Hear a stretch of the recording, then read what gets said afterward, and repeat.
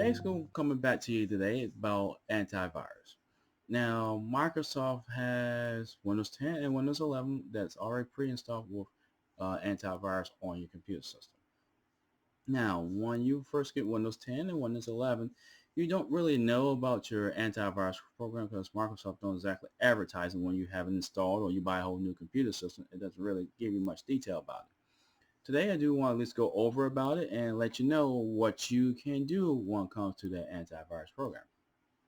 So today, if you go down here to your start menu and type in virus, and you come up with virus and threat protection. Now, once you click on that, it will come up with all these different options on here. Mine was recently scanned on my computer system not a couple of days back. Found no threats. Mine's do a quick scan every time to see if there's any viruses on there. Now, if you want to, you can go ahead and click on scan options and give you which ones you want to do virus and scan. Quick scan, full scan, custom scan, and Microsoft Defender offline scan. That one, if you have a little bit more issues trying to remove viruses off your computer system by doing that. And you just follow the steps that it shows on there on how to go about it. Sometimes people do the full scan here to run on your computer system. They can take longer, depends on how much files you have on your computer system and how slow your computer system is. Usually I just did with quick scan. Maybe I do this like once a week. Once you do that, you can also go back here. You can see which stuff has been gone through. You can do protection history and show what is your history, and it'll tell you what's been blocked. And if something gets blocked, it'll give you an option if you want to go ahead and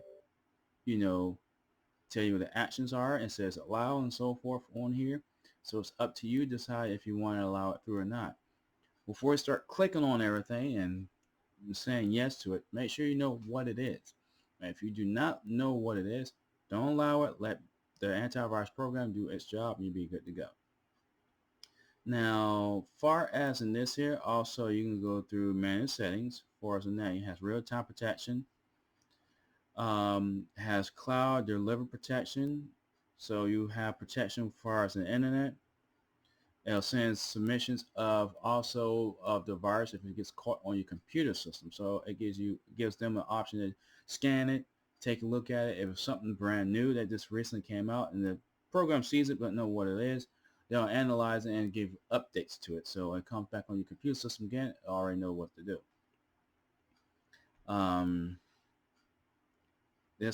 This comes to play here. These two kind of work together to make sure that doesn't happen.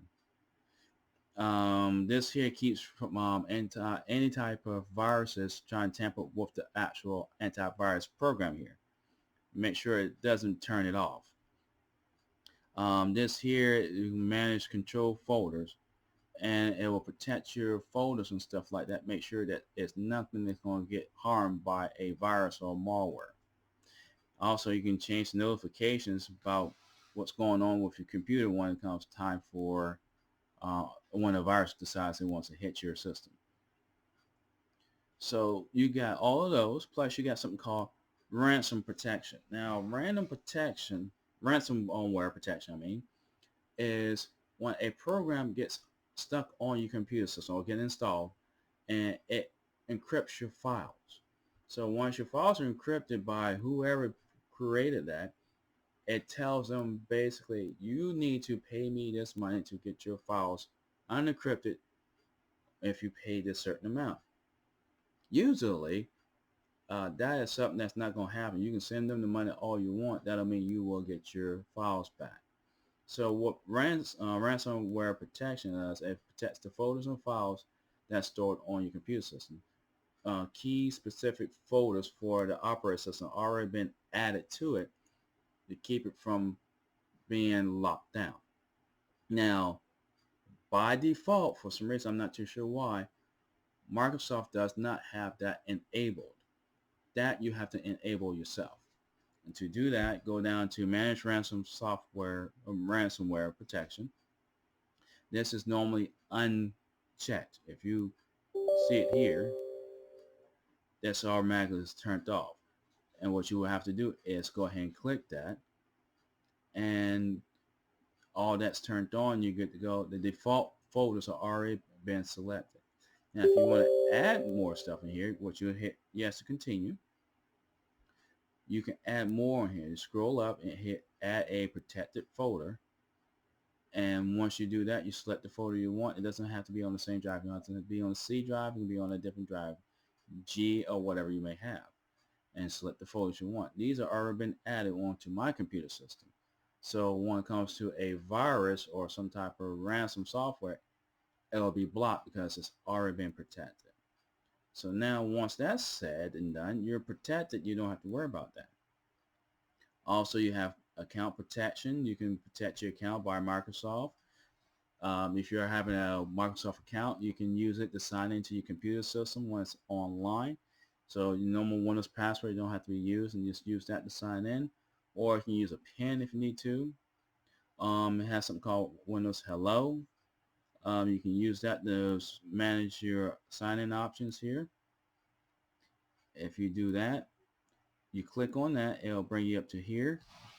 And you can use your face, fingerprint, PIN, you can use USB, or you use it with a password or a picture password. Depends on how you feel like doing your protection when it comes to your computer system. So we'll go ahead and close that out. Now, also you have a firewall on here. Keep things from getting into your computer system. Your computer system has these different ports on your computer system where information passes through. Your firewall actually protects those ports so it keeps things from coming in or going out. When you have a virus or malware installed on your computer system there, it transmits information out to whoever has control of your computer system. The firewall will make sure that they don't see anything going in or coming out. Now, once in a while you install a new program and your firewall doesn't know what it is. When you run it, it's going to pop up. You have to allow it, or you can go ahead and deny it. It's up to you. Now, if you know what it is, it's something you installed, yes, go ahead and accept it. But it's a program you've never seen before, you do not know what it is, go ahead and deny it. Right? You deny it and later on figure it out, okay, you know it is something, you can go back and change it versus saying yes, it could be a virus or something that's trying to get through with your information. Also, you have app and browser protection, so protection from apps and websites and stuff like that from your system. Device security, basically it's part of your virus protection there. It makes sure nothing happens as far as in your computer, as far as core parts of your device. So you should be safe on that. So your computer system does have protection. Some of them have to be activated, like the ransom protection, but otherwise that you're pretty good. Now, a lot of people want to add on their own antivirus program. They don't want to use Microsoft. If you're just doing normal surfing the internet, checking emails, maybe doing Facebook, chatting with your friends and stuff like that, this will be something for you. Now, if you're a big gamer, you download other files and things like that, some people want to have added protection with more security, more features on it, then you can go ahead and download some other things too. I'm going to go ahead and close this out here. Some people install something called Malwarebytes. This is what I have on mine. Now, this one here, it can be a full real-time virus protection program. But since I already have one, the only thing I use this for is scanning for malware on my computer system. Spyware and things like that. Some antivirus programs do not catch all of that here, but other programs do, like Malwarebytes. This one's been around for years, and it's been doing pretty good for that. Now, this one here hasn't been updated because I didn't recently do a actual update because I haven't used a scanner recently. Now, you can go ahead and do schedule scans, and if you want to do that, you can, but you'll have to do a subscription to it in order to do that. And you can get real-time protection if you buy it. Me, I just use it, just a scanner, that's it, nothing more, and that's all I need for my system. I do that once a week every so often when I have a free moment, and I do a scan. Now, if you want to do that, you can actually go to their website, and as you can see here, you can, if you have a business, they have plans for that, or personal. I'm the one that does this here. I just download it and scan it, and it is, you can get it for Windows, Mac, uh, iPhone. You can do it for Android. If you have a Chromebook, you can get it for Chromebook. But if you want to do like the premium I was telling you about, you can go ahead and do that as well. Or you can do the more pricier one and go that one.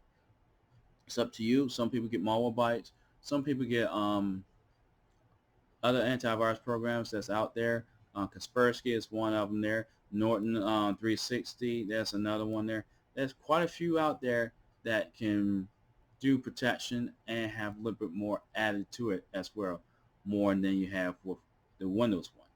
Up to you, depends on how you want to go about it. You want to spend the money for it, you can, or you want to get something that's free, you can. Do your little research before you buy them. Some are memory hogs, will slow your computer system down. Some are not. So, like I said, just do your research and you'll know what you're getting into. So, today, pretty much that's all I have today as far as an antivirus. Just make sure when you download a program, make sure you know where it's coming from. And if you download it from a file from someplace you've never seen before, I would recommend stopping what you're doing. Research the site before you actually download it. And if you go into a website that you know what it is, great. But if you download a file, please run a antivirus program on it. Like for instance, your one from Microsoft there, run it. See if it sees anything. If it comes out clean, great, go ahead and go about your business. But if you see that it detects something on there, go ahead and let it delete it off your computer system and stay safe. Because right now, these days, the way things going in this world, they're doing anything possible trying to get a hold of your bank information, and they're more than happy to take your money and leave you stranded. So I do not want to see that for you. Well, again, thank you for coming to Joe's Tech Corner. Feel free to leave any comments down here. I will post any links on any other things I have on my blogs as well too. And if you have any questions, again, feel free to leave a comment. Thank you for coming to Joe's Tech Corner, and you have yourself a great day.